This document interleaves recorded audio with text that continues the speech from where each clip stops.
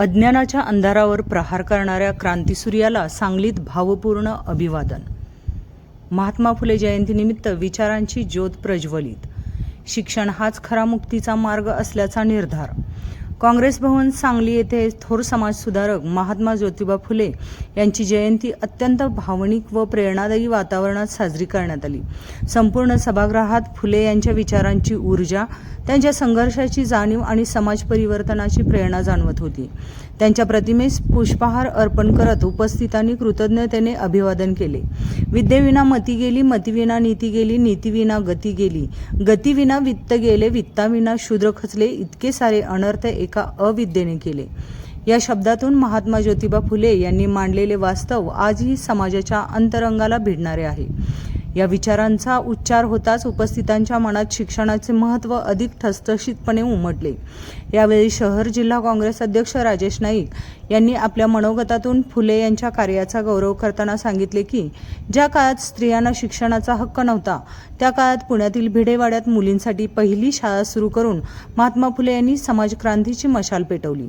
बहुजन समाजातील स्त्री-पुरुष शिक्षणापासून वंचित राहू नयेत यासाठी त्यांनी आयुष्य वेचले.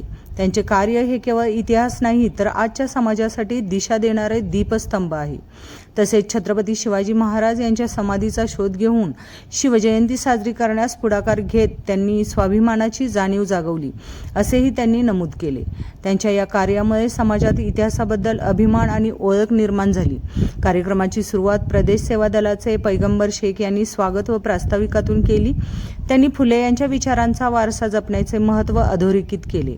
शेवटी विश्वास यादव यांनी आभार मानत कार्यक्रमाची सांगता केली.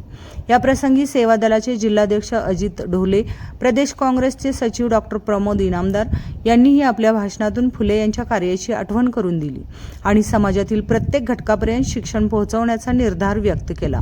कार्यक्रमास अरुण पळसुले, मौलाली वंटमोरे, विठ्ठलराव काळे, नामदेव पठाडे, देशभूषण पाटील, सचिन चव्हाण, उस्मान मगदूम, सचिन घेवारे, मीना शिंदे, कांचन खंदारे, सुरेश गायकवाड, शरण सरोदे, राहुल शिंदे, रोहित गुंजी, गणेश वाघमारे यांच्यासह अनेक मान्यवर मोठ्या संख्येने उपस्थित होते.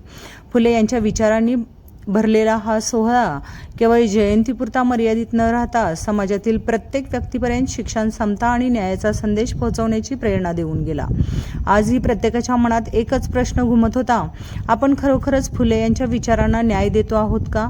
या भावनिक वातावरणात त्यांच्या कार्याची आठवण ठेवत आणि त्यांचा विचार जिवंत ठेवण्याचा निर्धार करत हा जयंती सोहळा प्रेरणादायी ऊर्जेत संपन्न झाला.